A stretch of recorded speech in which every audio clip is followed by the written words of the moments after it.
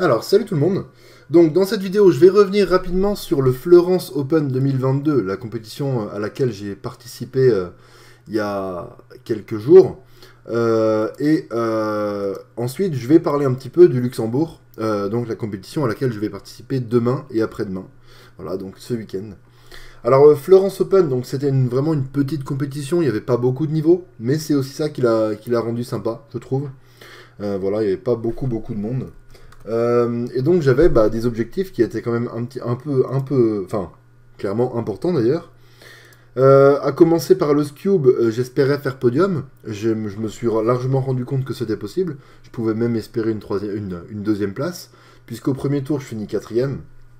Et clairement ça allait se jouer pour la deuxième, troisième et quatrième et cinquième place entre Luc, Eddy, Nicolas et moi. Puisque Rulio, l'espagnol, est largement devant. Et regardez, en finale, j'ai réussi à décrocher une place sur le podium. Ça s'est joué à rien du tout, mais j'étais assez content. Pira, j'y connais pas grand chose, donc je vais pas trop m'impatienter là-dessus. Voilà, bravo à Luc qui a largement gagné, même si je crois qu'il était vraiment pas content de ses temps. Méga, pareil, hein, j'y connais vraiment rien et il n'y avait pas beaucoup de niveaux.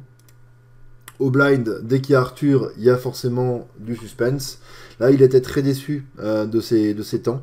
Si vous faites un petit peu de blind, allez voir les mélanges des trois résolutions du dernier groupe de blind.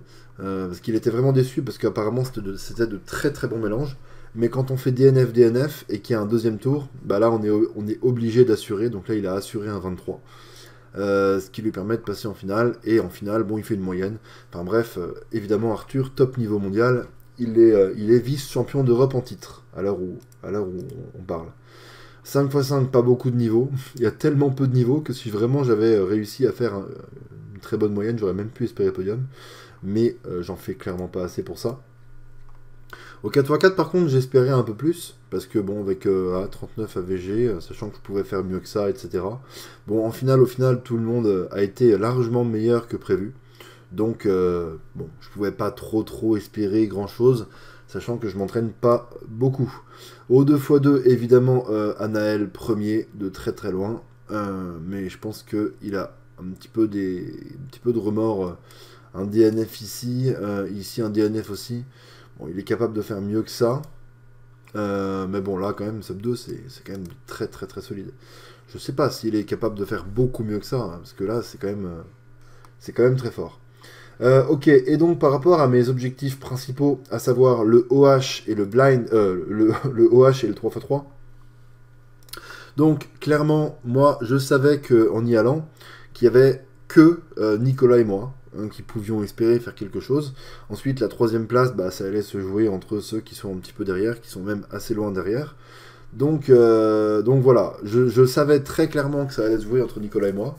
Depuis que je suis revenu en compétition, honnêtement, j'espère assurer du 13. Si je fais 14, je m'en voudrais pas, parce que je peux plus du tout m'entraîner, pour toutes les raisons dont j'ai déjà parlé. Donc comme je peux plus du tout m'entraîner, je m'échauffe en faisant quelques résolutions avant, et puis juste on verra ce que ça donne. Ici j'étais quand même assez déçu, hein, 15-07. Bon, si je fais pas DNF ici, c'est pas 15, c'est 14. Mais quand même, j'ai complètement raté mon premier tour. Mais bon, hein, même si je réussissais, hein, c'était pas possible de battre Nico. Enfin, on en avait parlé un petit peu ensemble.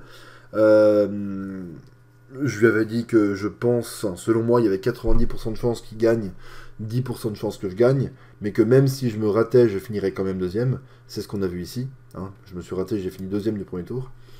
Et au final, regardez, incroyable. Nico fait pas une très bonne moyenne, mais surtout, je fais ma deuxième plus grosse performance de tous les temps, avec 12,32. Incroyable. Et en plus de ça, ça aurait pu être encore mieux, c'est-à-dire que vraiment sur chacune des résolutions, soit il y a un lock-up, soit je commence une formule, je me rends compte qu'en fait je connaissais la ZBLL facile, je reviens en arrière pour la faire, soit je fais des pauses ou vraiment des lock-up inutiles, enfin bref, ça aurait pu être mieux. Alors je suis extrêmement content parce que ça montre encore que je suis, ça montre que je suis encore compétitif et que je peux toujours espérer faire ce genre de choses. Donc c'est juste incroyable, hein, vraiment, je m'attendais pas à ça. et je gagne la compétition. Voilà, ça fait vraiment plaisir, hein, plusieurs années plus tard, de revenir et de réussir à gagner une compétition avec Nicolas, qui est top 60 mondial. Hein, je vous rappelle, moi je suis top 120 mondial, je crois. Lui est top 60 mondial. Donc c'était incroyable. Et franchement, ça va me remettre, ça va me remotiver à fond, même si je peux pas m'échauffer, donc ça change rien que je sois motivé ou pas.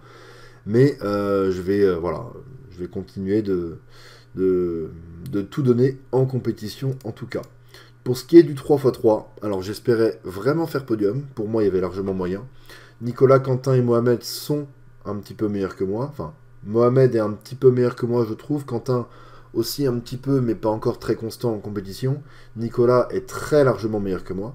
Donc, ça veut dire qu'en partant favori numéro 4, je pouvais évidemment espérer faire podium. Je me suis complètement raté au premier tour, mais c'est pas grave. Deuxième tour, un gros deuxième tour de Mohamed ici. Quentin et Nico, propre. Moi, j'assure quelque chose de plutôt propre aussi. Et en finale, alors là, c'était assez hallucinant. Parce que je me suis un petit peu raté. Hein, voilà, j'ai fait compter un 10 après 2 résolutions. Mais je me suis bien rattrapé derrière, ce qui fait 9.16. Et ça suffit pour faire podium. Puisque Quentin a fait 29-27. Il a encore un petit peu de mal à gérer ses finales. Il a fait une très grosse finale au Fada Open. Mais sinon, il a encore un petit peu de mal à gérer, même ses demi-finales en fait. Enfin, parfois ses demi-finales ou ses finales. Ici, Mohamed fait 8-0-8, record marocain. Bravo à lui. Il peut faire mieux. Je pense qu'il va très vite faire sub 8. Il a vraiment un gros niveau. Et Nico, 8-0-5. Tout ce qu'il y a de plus classique. Donc voilà, je suis très content d'avoir fini 3ème au 3x3, premier en OH, ce qui était inespéré. Pour moi, j'avais clairement une chance sur 10 de réussir à faire ça. Et du coup, bah, ça annonce des choses plutôt intéressantes pour la compétition de ce week-end au Luxembourg. Alors, je vais pas tout développer. Hein, voilà, au Pira, par exemple, bon, on a Diego en France, 7ème mondial. Évidemment, qui devrait gagner. On peut s'attendre à tout, hein, même des gros records. Pour ce qui est du blind, alors j'ai même pas trop regardé, voilà, le favori numéro 1, Sebastiano Tronto.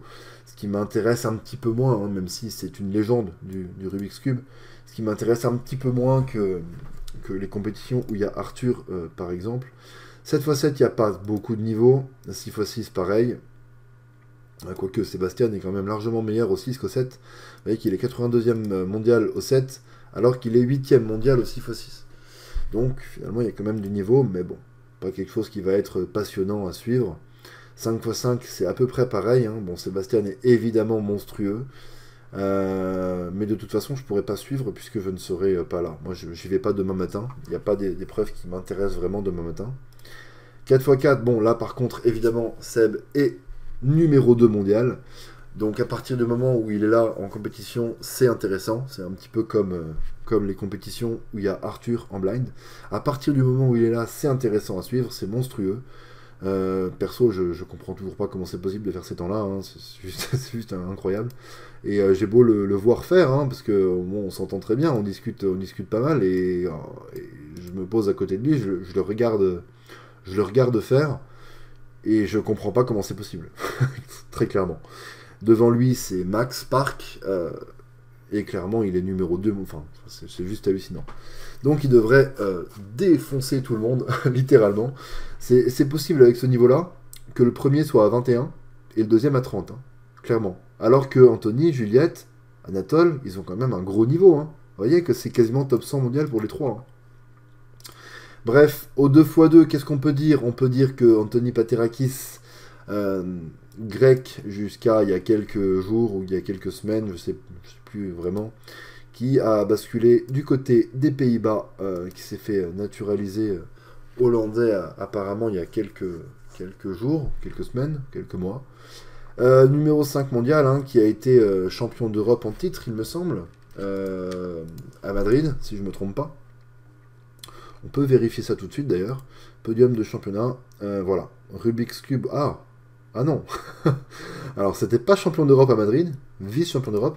Par contre, c'était champion du monde à Paris. Donc. Ah non, pardon, attendez. Qu'est-ce que je raconte moi? Si, voilà. Il a été champion d'Europe à Madrid. Là, je regardais sur les podiums des championnats du monde. Donc, champion d'Europe à Madrid en 2018. Vice-champion d'Europe à Prague en 2016. champion du monde à Paris en 2017 et vice-champion du monde à Melbourne en 2019. Donc ça vous montre un petit peu la solidité d'Anthony Paterakis, qui est monstrueux au 2x2. Donc là, ça va être intéressant à suivre. En plus, je m'entends très bien avec lui. C'est clairement intéressant. Je trouve ça vraiment impressionnant. Hein. J'aime pas trop le 2x2, je trouve ça un peu nul, mais quand on a ces cubeurs-là, c'est quand même très très impressionnant à suivre. Ok, et donc pour ce qui est de mes deux disciplines principales, le OH et le 3x3, alors très clairement, en OH, bon bah il y a Juliette, hein, donc je ne peux pas espérer une première place. Juste pour vous montrer à quel point je ne peux pas espérer une première place, je vais juste vous remontrer un petit peu les dernières moyennes officielles de Juliette. Si on prend le OH. Regardez, moi, mon record personnel, c'est 12,22. 12,22, regardez combien de moyennes elle a fait qui sont en dessous de 9,22. Pour trouver une moyenne au-dessus de 9,22, il faut aller ici au premier tour du Rouen Open 2020. Sachant que c'est un premier tour, elle a fait compter un 14. Ça arrive à tout le monde, mais ça lui arrive pas en finale. Elle finit première littéralement partout. Et même si on continue de chercher après son 13-19, on tombe sur un record d'Europe ici à tout petit 12, tout petit 10. Enfin bref, c'est juste hallucinant. Donc en fait, il faudrait pour la battre que je batte mon record personnel et que ça tombe le jour où elle fait vraiment pas une très bonne moyenne. Donc ça n'arrivera pas. Hein.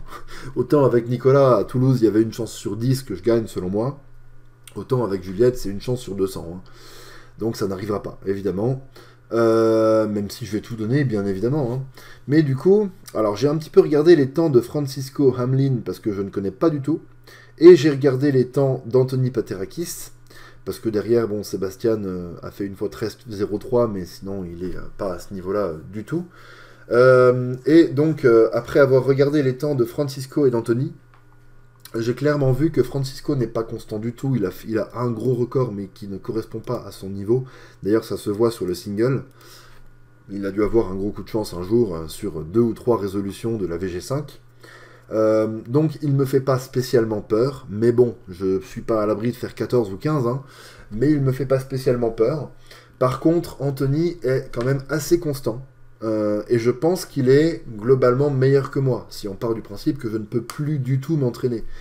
Donc, malgré le très faible écart ici, hein, selon moi, Anthony a plus de chances de finir deuxième. Mais évidemment, du coup, je vise au moins un podium. Et si je réalise une bonne finale, donc demain en fin d'après-midi, sous 36 degrés... bah pourquoi pas aller chercher une deuxième place derrière Juliette, ça serait vraiment sympa, hein, après avoir battu Nico, de prendre une deuxième place et de voir que c'est derrière Juliette, donc finalement que c'est la meilleure chose qui puisse m'arriver, puisque je ne peux plus battre Juliette objectivement. Voilà, moi ça me ferait vraiment plaisir, en tout cas. Donc on va tout donner. Je peux pas m'échauffer pour le EH, mais je m'échauffe un petit peu au 3x3, je fais quelques résolutions de EH, et puis ensuite on est bien concentré au moment de passer. Je pense pas trop au fait que je peux pas m'échauffer, juste je fais mon truc. J'essaye de me mettre dans un espèce de mood en me disant j'ai moins de finger tricks qu'avant, etc. Donc j'essaie de compenser. J'utilise mon inspection à fond. J'essaye avant tout d'anticiper, de faire des choses précises, des mouvements précis. Et puis ensuite on voit ce que ça donne. Ça a très très bien marché en finale de Toulouse, ce qui m'a permis de gagner. Donc on verra un petit peu si j'arrive à réitérer ce genre de perf demain, hein, tout simplement. Et donc pour le 3x3, donc c'est dimanche. Alors juste je vais revoir au niveau du planning, 3x3 deuxième tour, les 12 premiers avancent en finale. D'accord, c'était l'information que j'avais plus en tête. Donc au 3x3, alors il y a du niveau, hein, 3 cubeurs du top 30 mondial, donc c'est clairement, le podium est tout dessiné, sauf en cas de vraiment de grosses perfs ici, et d'un petit raté de leur part, mais normalement le podium il est tout tracé. Après c'est quand même moins sûr que des choses comme Seb qui gagne le 4x4 ou des choses comme ça, hein. C'est quand même un petit peu moins sûr, mais normalement ça devrait se passer comme ça. Et ensuite, si on regarde, je suis favori numéro 8, il y a 12 places en finale, donc normalement ça devrait aller, puisque le PB du 12e c'est 9,07. Donc j'estime que pour passer en finale, il faudra faire à peu près 9 points. Ah, quand même, quoique, parce que là, quand on voit quand même qu'il y a un gros écart entre le 12e et le 11e. Donc pour passer en finale, il faudra peut-être quand même faire du petit 9. C'est pas sûr que j'y arrive, mais normalement, c'est largement ce que je fais. Hein. Je serais quand même très déçu de ne pas passer en finale.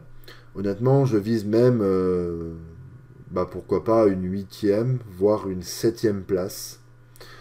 C'est vrai que Diego a fait, je pense, une grosse contre-perf à Tigerie, en ne se qualifiant pas en finale, ce qui montre qu'il est à ma portée, en tout cas pour le moment, tant qu'il n'arrive pas à gérer la pression de ce genre d'événement. Anatole est quand même largement devant, je pense. On va dire qu'il est assez constant en du petit 8 de mémoire. Tanish, je ne connais pas, mais bon, ça semble quand même être largement devant. Donc globalement, déjà le premier objectif, ce sera de passer en finale, d'assurer une place en finale, sachant qu'il n'y en aura que 12. Normalement c'est large, mais il ne faut pas se rater. Et puis ensuite en finale, on kiffe et puis on voit. Hein. J'aimerais bien quand même honnêtement battre mes PB, le 8.39 AVG et le 6.74 single, qui ne représentent plus vraiment mon niveau. Je pense que je suis devenu meilleur que ça entre temps. J'ai frôlé mon PB single il y a 2 semaines à Toulouse.